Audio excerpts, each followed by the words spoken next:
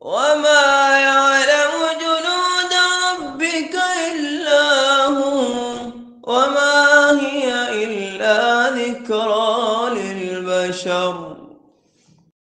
الطيور التي ذكرت في القرآن الكريم غراب غراب.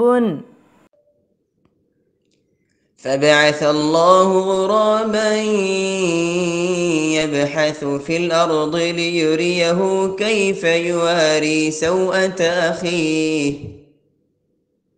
Then Allah sent a crow searching in the ground to show him how to hide the disgrace of his brother.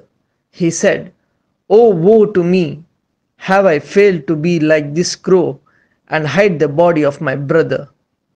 پھر اللہ نے ایک کوا بھیجا جو زمین کھودنے لگا تاکہ اس کو دکھا دے کہ وہ اپنے بھائی کے لاشے کو کیسے چھپائے. سلوی سلوی.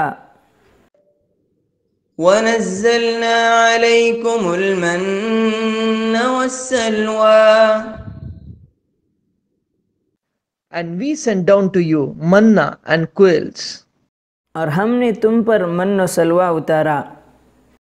ہدہدن ہدہدن. وتفقد الطير فقال ما لي لا أرى الهدهد أم كان من الغائبين. And he took attendance of the birds and said, "Why do I not see the hoopoe, or is he among the absent?"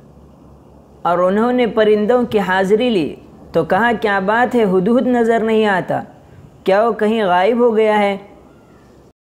Ababeel Ababeel.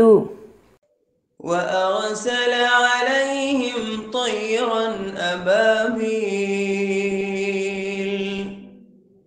And he sent against them birds in flocks. اور ان پر جھنڈ کے جھنڈ پرندے بھیج دیے.